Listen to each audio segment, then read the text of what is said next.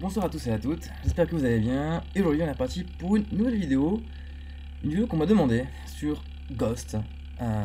Alors du coup suite à ça, je vais vous faire la vidéo. Du coup ça rentrera dans le petit, entre guillemets, Let's Play de Ghost, la petite série. Alors, Ghost, elle n'est pas très compliquée en soi. Alors enfin je dis ça, il faut beaucoup jouer avec. Et après quand vous l'avez en main, ça va tout seul quoi. Et pour ce faire, on va faire deux tests. Une avec la synergie et une sans synergie. Alors pour ça, ce que je vais faire, c'est que je vais prendre celle en 4 étoiles parce que celle en 5 est en QA, donc je ne peux pas la prendre. Et bon, ça change rien, c'est juste des dégâts qui seront différents. Elle est où? Elle est là. Alors, la synergie de Ghost. La première, indispensable en soi, c'est la guêpe. Ce qu'il y a derrière que vous allez pouvoir faire des SP imbloquables grâce à la guêpe. Également, The Hood, qui va pouvoir vous permettre d'éviter de prendre des debuffs quand vous êtes en démat, ou des coups, ou un SP3 par exemple. Et derrière, vous avez Ant-Man pour augmenter les dégâts sur les debuffs. Alors, je pourrais pas vous montrer le SP3, etc. Parce qu'avec lui ça ne marchera pas. Mais en soi, par exemple, quand vous avez The Hood en synergie, au moment où l'ennemi est en SP3, vous derrière, vous démat, vous faites une démat et le mec va lancer sa SP3 quand vous serez en démat. Et à ce moment-là, vous allez prendre 0 dégâts. La seule petite difficulté, à laquelle il faut faire gaffe, c'est bien regarder le moment de la démat, au moment où il fait du SP3. Ça veut dire que si le compteur de la démat est à la moitié, au moment où il fait son SP3, quand à la fin du générique du SP3, quand ce sera fini, vous allez du coup reprendre le combat, du coup il va vous rester l'autre moitié à faire. Ça va pas reset, ça va pas annuler, et du coup finir le compteur. Donc si par exemple il vous reste quasiment rien en démat, et faites attention, reculez bien après le SP3, parce que sinon ils peuvent vous attaquer, si vous pensez que vous êtes encore en démat. Et également, si par exemple vous faites la démat, il lance ça au tout début de votre démat, dans ce cas là après son SP3 il va pouvoir venir vous taper dans la démat, comme elle est encore, comme il restera encore au moins 1 ou 2 secondes. Et donc du coup vous pourrez derrière continuer le gameplay. Donc du coup pour Fantôme, c'est pas très compliqué. Alors il y a eu beaucoup de modifications qui ont été faites, donc moi je vais expliquer en fonction de quand moi je joue. Donc en fait, simplement, vous laissez taper dans la garde, vous reculez jamais. Hop, voilà, vous laissez taper dans la garde, tranquillement, et vous gagnez vos spé. Et là, justement, c'est ça qui est intéressant, hop, avec la synergie, la guêpe. Ah, putain, j'ai éternué au même moment. Putain, je me suis mis des dégâts.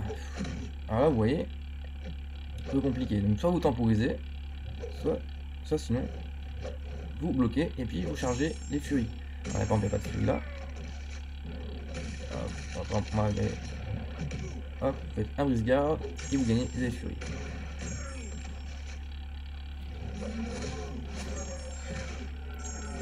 Ah oui, du coup il y a ça. Ah oui, ça c'est bien, je peux vous montrer comme ça du coup. On va faire comme ça. Donc vous laissez taper dans les maths. Quand l'éveillez, du coup vous gagnez du pouvoir quand le mec tape dans les maths. Donc c'est plutôt sympa. Alors, on dit souvent taper après le premier coup. Comme ça évite les problèmes. Et là du coup regardez, je suis en... Et merde, je suis mort. J'ai été trop agressif. Donc du coup vous avez pu voir que normalement je suis en suicide. Donc du coup en suicide, si vous voulez, comme j'ai la synergie de Hood, du coup le fait de reculer je suis en démat, donc quand je suis en démat je prends aucun dégât. Donc c'est à dire que le dégât du recul, je l'ai pris dans la démat. J'ai eu le réflexe, le temps de moment de faire le spé de faire un recul, et donc du coup vous avez pu voir, vous pouvez regarder et repasser sur la vidéo, normalement j'ai pris aucun dégât sur le recul. Alors j'aurais dû prendre normalement 5% de vie en moins. Donc ça du coup c'est très bien. C'est que du coup vous pouvez jouer en suicide sans perdre aucun PV quand vous faites un spé. Donc ce qui est quand même un super avantage. Sachant qu'en plus, quand vous êtes en suicide, vous convertissez directement les debuffs en buff de furie passif. Alors après il y a un timer évident par rapport à ça.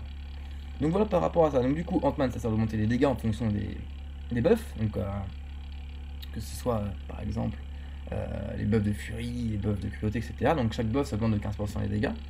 La guêpe, donc comme on a pu voir quand je vais faire un spé, ce que je fais c'est que je fais hop un trait en arrière vite fait pour faire la démat et après je clique directement sur le spé. Il faut vraiment faire vraiment très rapidement, genre clac clac, vous voyez. Et là du coup vous faites un spé imbloquable. Et là le mec il va pas s'y attendre, enfin logiquement il s'y attend pas à moins que les gars t'entends il déconne. Mais grosso modo, il s'attend pas à 99% des cas. Vous faites le spé et du coup, le mec il peut pas l'arrêter. Il se prend en pleine face et c'est sûr que vous faites le spé. Petit conseil, faites plutôt le spé 2, très important. Le spé 1, en fait, ce que quand vous faites le spé 2, derrière vous pouvez redémat. Si vous faites le spé 1, derrière vous pouvez pas redémat. Vous avez du coup 3 buffs de fuite, de cruauté passif. C'est-à-dire que vous avez un timer. Donc soit vous donnez 3 coups pour les enlever, soit du coup vous attendez la fin du timer pour pouvoir redémat. Donc très important, si un jour vous avez fait des combats et que derrière vous pouvez vous prendre des debuffs, par exemple n'importe quoi, vous affrontez un perso qui met poison, abomination par exemple, vous faites le SP1, hop, vous gagnez un buff de poison. Et bah dans ce cas là, si vous voulez l'enlever, il faut du coup démat, et pour ça il va falloir faire les 3 coups ou attendre la fin. Donc ce qui peut du coup être super problématique par rapport à ça. Et le SP3, tout simplement, il convertit tous vos buffs de cruauté, hein, pas l'autre, pas furie, cruauté, en buff de cruauté passif permanent. Donc c'est à dire qu'au final vous pouvez avoir 10 cruautés, 5 passifs et 5 actifs, plus les buffs. Donc du coup on peut après tomber avec des SP, quand vous avez un Ghost R5 vous pouvez faire des SP à 150 000, 200 000 PV quoi, enfin dégâts, sans compter les suicides. Donc vraiment très fort. Je vais vous montrer également un petit gameplay avec sans synergie. Alors en soi c'est le même truc, sauf que vous n'avez pas les dégâts avec Ant-Man, vous n'avez pas la synergie Zoud, donc c'est-à-dire que vous pouvez prendre des dégâts dans la démat, si vous avez par exemple une dégénération permanente, c'est comme ça qui va pas s'enlever, ou je ne sais quoi, et les espèces sont pas bloquables. Alors je suis mort parce que c'est vrai que c'est un peu compliqué de vous expliquer le champion en soi, en expliquant en même temps, c'est un peu compliqué parce qu'il y a pas mal de choses à dire. Mais bon, je pense, mais dans tous les cas, j'ai pu montrer grosso modo. Alors, je vais quand même vous refaire, comme je vous expliqué maintenant, ça va être plus simple. Ce que je vais faire, c'est que je vais vous remontrer du coup avec les 3 SP. Je vais faire les 3 SP et comme ça va vous montrer grosso modo un peu ce que c'est. Et puis après, je passerai sur sans synergie, ce sera plus simple. Comme ça, au moins, vous aurez une vision par rapport à ça. Du coup, là, on va essayer de monter en. On va commencer par le SP. Tiens, on va commencer par le SP. Alors, d'accord, super. Vous voyez, il est assez passif. Hop, donc là je fais un boost garde et gagne de furie. Il va venir. Bon, il va pas venir. Et allez, hop. Et là, du coup, en faisant ça, du coup, hop, je prends quand même le recul. Et vous voyez les passifs là? Voilà, j'ai 3, donc là je peux rien faire.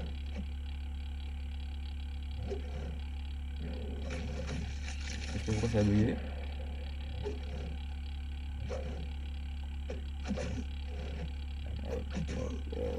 Hop. Et hop, c'est 2. Et là après on recule. Et là j'ai perdu 0.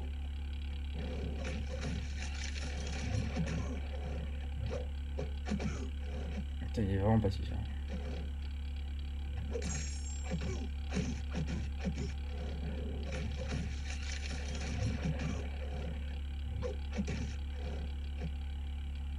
Alors ce qui est plus important avec Ghost, c'est bien connaître son timer de démat. C'est à quel moment vous savez quand le mec peut vous taper ou pas. Alors j'essaie de vous montrer un peu avec.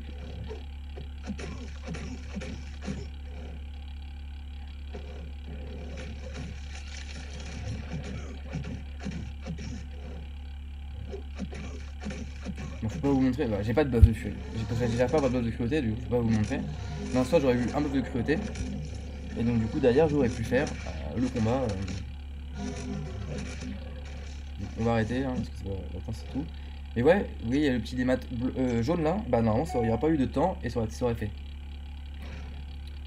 Donc voilà, on va tester du coup sans synergie. Alors c'est plus ou moins la même chose, le seul problème c'est au niveau du spé, parce que du coup le spé n'est plus imbloquable. Et en fait ce qui est intéressant avec Ghost c'est que quand vous faites un spé imbloquable, tout le spé est critique. Et donc du coup comment faire un spé critique avec Ghost sans synergie. Alors pour ça, je vous garantis pas une excellente gameplay. Parce que moi-même je joue très rarement, si je peux le compter sur les doigts d'une main, quand je joue Ghost sans synergie. Donc je suis encore on va dire en stade de l'entraînement par rapport à ça. Il faut juste espérer qu'ils soient un peu actifs, c'est tout ce que je demande. Alors je vais vous montrer, donc là ça joue tout seul, hein, ça change rien. Vous faites vos combats, la démat, tranquille. Hop. Hop.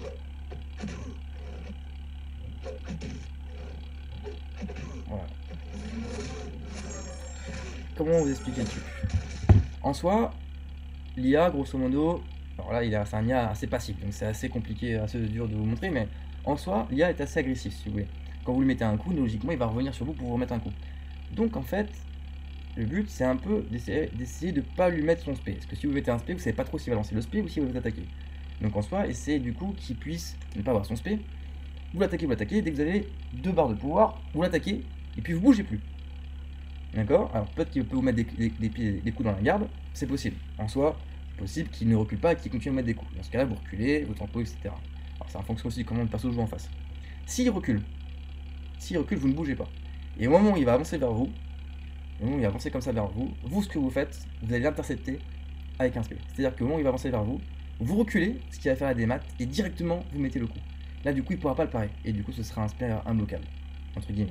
Et du coup, il mettra les critiques. On va essayer de retenter. Alors, on va voir un peu. Alors, on va essayer de faire avec ce spé.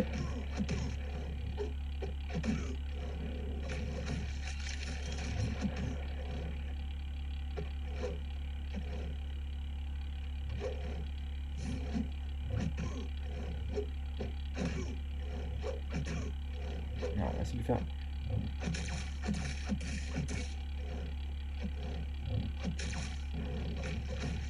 Oh, merde.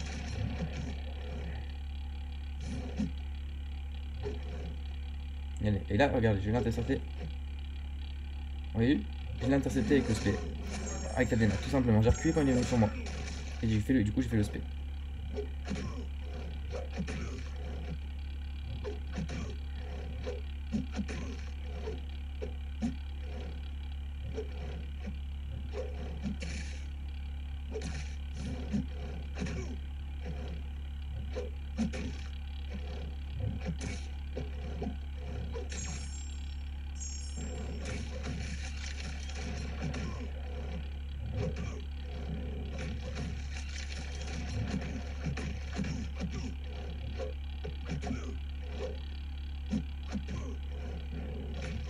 Ouais, c'est tout, je fais 3, je vais pas non plus m'amuser à.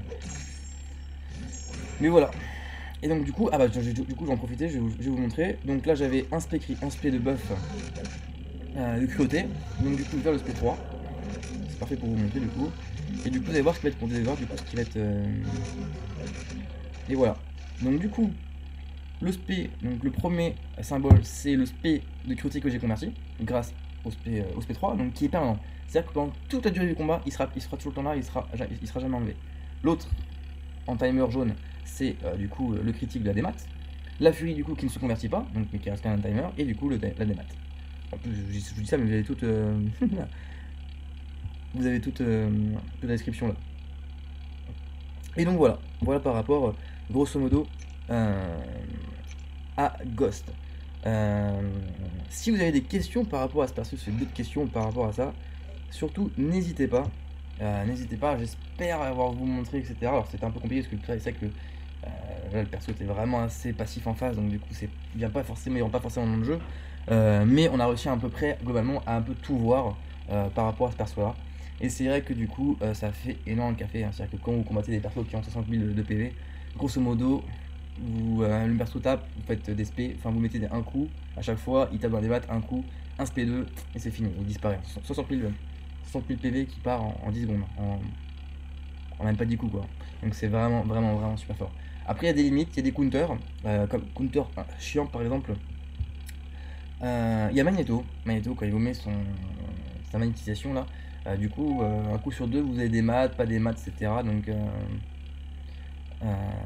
Donc voilà, donc c'est un peu chiant par rapport à ça. Et également Domino qui peut réduire les compétences, donc tout ce qui est réduction de compétences qui peut vous faire chier par rapport à ça pour empêcher d'être des maths, ça c'est un peu plus compliqué, ça se joue d'une autre façon différente en intercession par rapport avec Domino. Si besoin, vous me dites et je vous ferai un petit complément par rapport à ça, vous me faites une liste des persos dans lesquels vous avez du mal et puis je pourrais vous montrer en combat. Et voilà, Domino va jouer en inter souvent avec Ghost. Modok est un peu chiant, il est vraiment un peu chiant, c'est un peu particulier, surtout en GA s'il est sur certaines bornes. Je pourrais vous montrer aussi Hyperion du coup avec SP3, enfin je peux vous montrer plein de choses, hein, mais si vous avez compris la base de ça, de ce que je vous ai raconté, après vous testez vous-même les combats et puis vous allez trouver vous-même les subtilités par rapport à ça, il n'y a vraiment aucune difficulté, c'est juste beaucoup d'entraînement, vraiment beaucoup d'entraînement. Ouais. Moi, comme je dis, j'ai mis, ouais, j'ai joué très très souvent. Je me suis lancé, quand je me suis dit, ah, je vais lancer, je me lance et je tente Ghost. Je me suis tenté et j'ai mis, ouais, j'ai mis un bon mois à vraiment avoir bien en main. Et même de temps en temps, ça m'arrive de temps en temps encore de merder. Hein. Bon, nul n'est parfait, mais ça m'arrive aussi. Voilà, bah écoutez, si vous avez des questions, n'importe quoi, ou même des compléments, ou n'importe quoi, si vous voulez rajouter aussi également des choses sur Ghost, n'hésitez pas, surtout c'est avec plaisir comme d'habitude dans les commentaires. Et puis nous, de toute façon, on se retrouve à très bientôt pour de nouvelles vidéos. Ciao.